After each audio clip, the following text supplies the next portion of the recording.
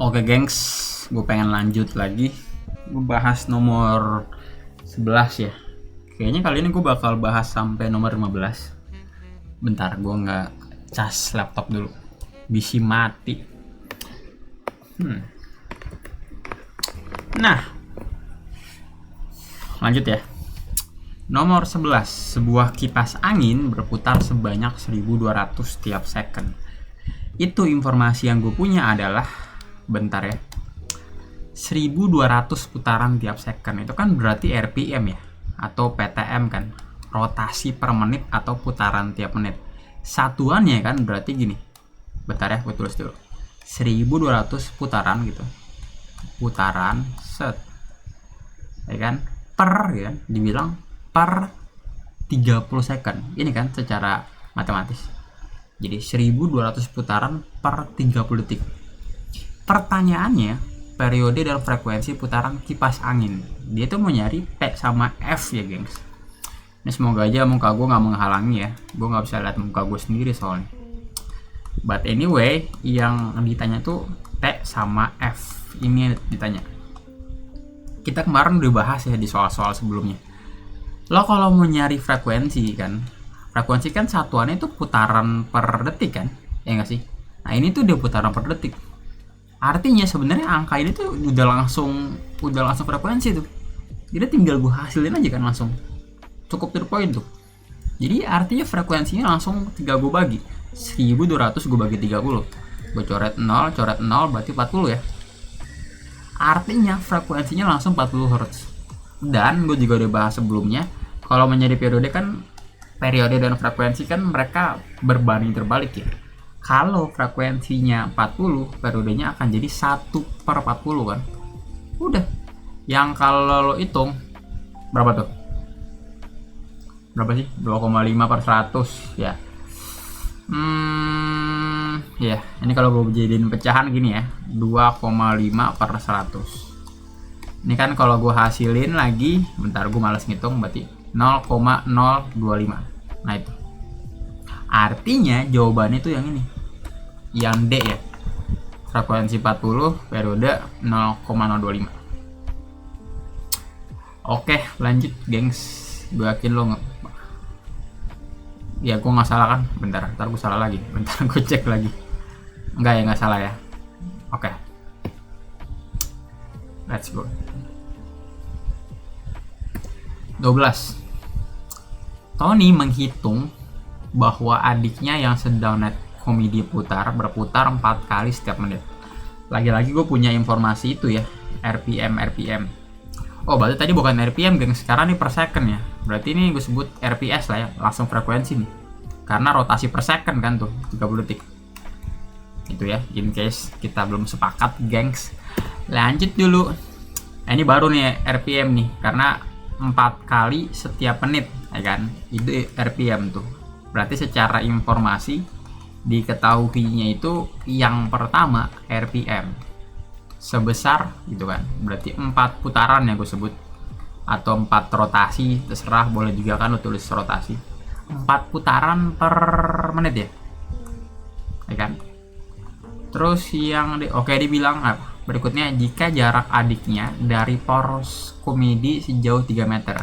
Itu kan berarti jari-jari kan? Karena ke poros ngomonginnya, itu R pasti. Jari-jari, radius, range, sama aja lah. 3 meter. Dia bilang maka kelajuan linear. Kelajuan linear itu rumusnya, lo bisa pakai ini, pakai hubungan antara V dengan omega kan. Kalau lo cari kan hubungannya adalah ini ya. Nah, ada di soal, nah ini tuh, V itu omega kali R ya, bisa pakai itu. Lo boleh pakai bentuk ini, atau lo juga boleh pakai masukin langsung ya, anyway gitu kan. Lo juga udah tahu nih, omega itu kan setara dengan 2pi per T ya nggak sih, omega tuh. Berarti kan sebenarnya kalau lo mau nyari V bisa langsung ya, V sama dengan 2pi per T kali R gitu. Terus dari si RPM kan lo bisa langsung dapat frekuensi kan, ya kan? Karena tinggal gue ubah nih menit jadi 60 detik kan, langsung jadi frekuensi. Makanya si T-nya gue ubah jadi frekuensi ya. Karena lo udah tahu periode itu kebalikan frekuensi, makanya lo boleh ubah. Ini kalau dia per T kan gue pengen ubah jadi frekuensi kan berarti jadi F ya. Karena jangan lupa F itu kan 1 per T. Artinya gue bisa ubah jadi 2pi kali F kali R ya. Karena jangan lupa ya, F itu kan 1 per T ya. Jadi kalau gue masukin lagi kan jadi 2pi kali 1 per T kali R. Ya kan? Sama ya. Poin gue, lo boleh ubah gitu kan. 2pi per T jadi 2pi F ya. Gitu. Kali R deh. Udah kan, artinya gue udah punya R, tinggal nyari si F-nya kan. Cari F-nya kan tinggal, lagi-lagi ya, gue bakal pakai metode yang sama ya. Tinggal gue ubah kan si menit jadi 60 detik kan. Berarti tinggal 4 putaran yang gue biarin kan. Putaran yang gue biarin tuh. Terus ini gue bikin jadi per 60 detik. Ya kan? Ini dia hasilnya dari frekuensi nih. Berarti frekuensinya kan 4 per 60. Tinggal gue masukin kan ke V-nya. Berarti V sama dengan 2pi gitu kan. Gue kali F-nya itu berarti 4 per 60, kalau gue bagi 4 kan berarti 1 per 15 kan. Tuh. Terus gue kali sama R-nya 3 kan. Ini dalam meter per second. Yang kalau dihitung, ini berarti berapa itu? 3 kalau gue bagi 15 kan 1 per 5 ya. Berarti kan 2 per 5 nih. Ini 1 per 5. Ada 2. 2 bagi 5 berarti. 2 bagi 5 itu 0,4. Artinya V-nya adalah 0,4 pi meter per second. Tuh, V. Gue lapar, gengs. Entah kenapa ya. Ntar gue minum dulu ya. Nahan lapar. Kok gue lapar lagi sih?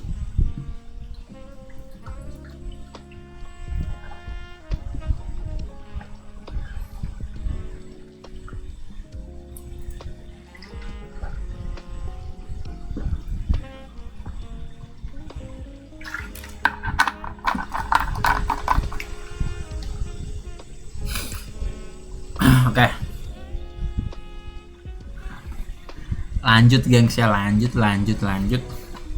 Ini B harusnya kita lanjut ke nomor 13. Jika frekuensi benda yang bergerak melingkar diperbesar 4 kali semula. Oke, ini udah ngomongin ini ya. Diperbesar, diperkecil. Kalau di fisika, bahkan di MTK atau di kimia, ini namanya lo membandingkan ya. Ingat tuh, ini akan sering keluar kayak gini. Bahwa ini gini, itu kayak lo misalnya punya keadaan pertama gitu misalkan. Ini keadaan pertama, dia punya benda frekuensinya F gitu. F. Oke. Ada benda kedua, ya kan? Dia punya frekuensinya, ini gue sebut aja apa? Ini benda A ya. Ini benda A, ini benda B. Tapi ini dibilangnya tuh benda yang sama nih. Dia cuma diperbesar doang. Oke, berarti lo boleh anggap ini benda A, terus ini benda A juga, cuman keadaan yang berbeda ya. Kita besarin gitu kan. Ini A itu 4F gitu ya. Ya kan? Berarti ini anyway lo namanya gini harusnya ya. Kalau ini F, ini F aksen dulu, pasangan kan. Benda A kan keadaan awal F. Benda A keadaan ketika lo ganti F aksen. Dimana secara matematis kan F aksen itu adalah 4 kali F kan. Tuh ya, kalau pengen matematis abis tuh gitu. Nah, dia pengen minta maka percepatan sentripetalnya menjadi. Nah, ini karena benda itu gerak melingkar, gue udah bilang kemarin ya. Benda melingkar itu pasti dia punya percepatan sentripetal kan. Itu salah satu atribut benda melingkar. Artinya dia pun punya ini nih. Dia pasti punya percepatan sentripetal gitu kan. Ini pun dia juga punya percepatan sentripetal. Cuman ini buat yang versi aksen lah ya. Aksen gitu. Nah udah kan, gue pengen cari percepatan sentripetal yang aksen kan. Karena dia mau nanya nih keadaan berikutnya kan. Keadaan kedua nih. Caranya salah satunya adalah dengan lo bandingin kan. Jadi kayak gini. AS aksen lo bagi AS gitu. Sama dengan masukin tuh. AS yang atas masukin aja rumusnya. Cuman pastiin yang ada F-nya kan. Kita soalnya harus pakai F nih. Yang ada F-nya sebenarnya semuanya ada sih. Karena lo pakai rumus yang V kuadrat per R juga dia nanti ada si F-nya. Cuman gue ubah dulu ya. Ini V-nya V aksen kan. Ini kuadrat per R aksen gitu kan. Dibagi yang bawah berarti kan karena untuk keadaan si A doang nih tanpa aksen kan. Keadaan awal berarti dia V kuadrat doang per R. Dari sini karena dia bilang yang berubah cuman F, artinya R-nya nggak berubah, ya kan? Makanya R-nya bisa sama tuh, bisa gue coret langsung. Artinya secara matematis tinggal gue ganti ya.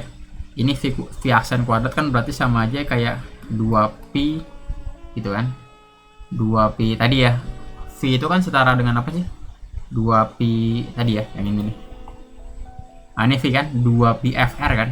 Nah, makanya gue boleh ganti lagi si V atas nih jadi 2pi, nah F, ya kan? F ini F aksen karena dia buat yang aksen dikali R aksen gitu. Lo bagi, ini jangan lupa ya kuadrat. Terus V yang bawah kan buat yang tanpa aksen kan, berarti dia 2pi F R kuadrat. Udah kan tinggal masukin ini 2pi lo coret, 2pi lo coret gitu kan. Nanti R-nya pun sama gengs ya tadi kan, berarti R-nya gue coret. That's why kalau gue sederhanain A aksen lo bagi sama AS itu sebenarnya tinggal itu kan, tinggal F aksen per F gitu kan, kuadrat. Udah kan tinggal lo hasilin. F aksen tuh ini 4 kali F, gue ganti ya F aksen dengan 4 kali F. Berarti ini 4F. F-nya gue biarin bawah. Gini. Artinya, ya kan, gue bakal dapet AS aksen gue bagi AS itu setara dengan F-nya lo coret tinggal 4/1 kuadrat kan. Berarti 16/1. Yang gue cari AS aksen ya. Berarti kan AS aksen itu sama dengan AS-nya ke ruas kanan gitu. Jadi 16 kali AS. Ini kalau lo artiin, itu artinya percepatan sentripetal sekarang nih untuk keadaan kedua, keadaan dimana frekuensinya lo bikin 4 kalinya, itu dia 16 kali lebih besar dari percepatan sentripetal sebelumnya. Artinya jawabannya yang ini, yang A, 16 kali semula. Silakan gengs kalau ada yang pengen ditanya ya, gua akan lanjut dulu. Bentar, gue lihat dulu ya matnya.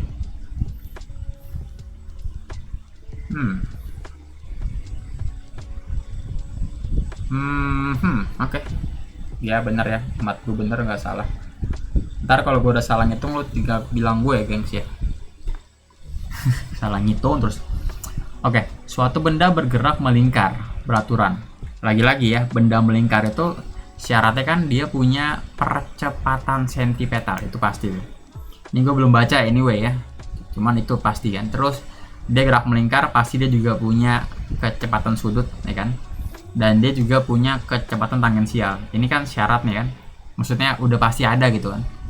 Yang ini yang pertama syarat benda melingkar. Kalau dua ini tuh kayak udah pasti ada gitu, tapi dia bukan syarat ya, dia bukan syarat, cuman dia pasti ada ketika benda gerak melingkar. Dia bilang kecepatan linear tetap. Enggak ya gengs, ini berubah. Jadi kan karena kalau lo gambar nih kan si gerak melingkar kan, jangan lupa ya kecepatan tangensial atau linear kan ini ya, yang di ujung nih, yang menyinggung gini kan. Jadi arahnya berubah-ubah terus. Karena arahnya berubah-ubah terus setiap titik, itu kan artinya kecepatannya beda-beda. Karena di vektor tuh arahnya beda tuh lo anggap udah beda apa besarnya gitu, apa faktornya gitu. Makanya kecepatan linear tetap tuh nggak mungkin gitu, nggak mungkin.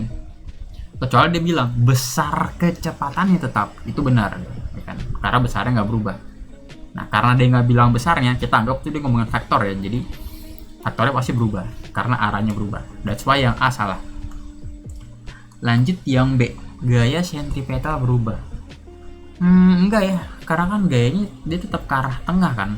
Ingat ya, meskipun lo belum belajar ya tentang gaya, gue akan bahas nanti. Cuman intinya kan gaya itu kan didapetin dari M kali A nih kalau lo belajar di SMP ya. Kan M kali A gitu. Terus yang membuat dia jadi gaya sentripetal adalah ini, F-nya lokasi S gitu kan. Ini artinya gaya sentripetal. Terus sama A-nya lokasi S. Jadi pembeda gaya biasa dengan gaya sentripetal adalah kalau gaya biasa A-nya tinggal A gitu. Kalau sentripetal gayanya A-nya itu A sentripetal. Nah dan dia nggak berubah ya, tetap arahnya ke tengah dan sama gitu. Jadi dia bukan. Lajunya tetap betul kalau ini. Karena kalau ngomongin laju itu kan berarti skalar ya. Ingat Kelajuan tuh skalar, kecepatan tuh vektor. Laju tetap tuh sama aja kayak lo ngomongin besarnya doang gitu. Kita nggak pedulin arahnya V ini kemana gitu. Berarti itu betul. Kita cek lagi ya. Berikutnya percepatan sentripetal tetap. Kita ngomongin gerak melingkar beraturan ya.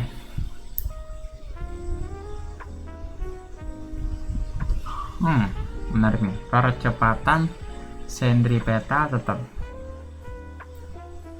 Bener sih gengs, karena menarik nih. Kok dia bener ya? Percepatan sentripetal tetap, AS-nya tetap. Bener sih, karena dia tetap mengarah ke pusat kan. Arahnya nggak berubah, tetap ke arah pusat terus. Artinya percepatannya tetap gitu, nggak berubah. Bener. Terus yang percepatan angular tetap. No ya.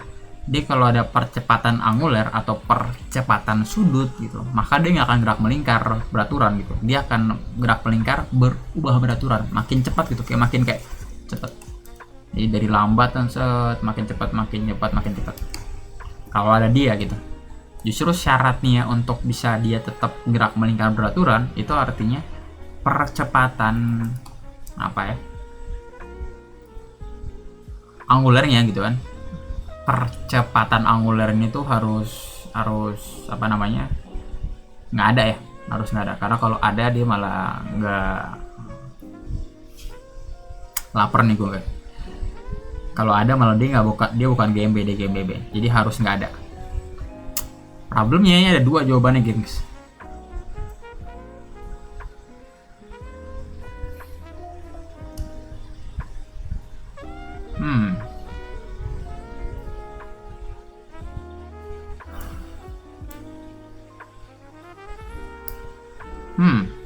Ini mencurigakan ya. Tapi kita skip dulu gengs ya, kita skip dulu. Gue akan coba jelasin lagi nomor 14 setelah gue makan ya abis ini ya. Kita skip dulu. 15. Tapi anyway iya, jawabannya C dan D ya. Lanjut. Nomor 15. Dalam waktu setengah second, sebuah benda menempuh sudut setengah pi. Oke, menempuh sudut ya. Artinya ngomongin perpindahan sudut nih. Nah, itu lambangnya theta, gengs, anyway. Jadi perpindahan sudutnya itu setengah pi. Ini sebenarnya ada satuannya dia, setengah pi rad gitu. Jadi ada satuan radian, cuman nggak ditulis biasanya si rad ini. Terus dibilang dalam waktu 0,5 second. Nah, ini kita anggapnya gerak melingkar beraturan ya, GMB. Nah, GMB itu dia mirip-mirip sama GLB. Kalau GLB rumusnya cuma satu, misalkan X sama dengan V kali T. Kalau GMB itu rumusnya cuma satu, yaitu theta sama dengan omega dikali T. Nah itu. Yang sebelah kiri kan GLB, yang sebelah kanan GMB. Mirip. Yang sebelah kiri tuh X itu jarak atau perpindahan. Ini tuh theta itu perpindahan juga, cuma perpindahan sudut. V itu kecepatan linear, ini kecepatan sudut. T-nya sama waktu ya. Jadi langsung aja, kalau mau nyari omega tuh, omega tinggal theta per T. Yang kalau lo hitung, theta-nya kan berarti ada tuh setengah kan, setengah pi rad. Nah inilah kenapa gue bilang ada radnya kan, theta, karena omega kan dia harus rad per second ya. Jadi makanya sebenarnya ada rad, cuman nggak tulis aja. Terus T-nya kan berarti 0,5 alias setengah juga nih, ya kan, dalam second. Udah setengah coret kan, berarti omeganya ya tinggal itu pi dengan satuan rad per second. Nah udah, maka jawabannya yang B. Oke, segini dulu gengs ya, gue akan upload. Gue pengen makan lagi kayaknya, baru gue akan lanjut ke nomor 16 ke 20 maybe ya. Oke, kalau gitu bye bye.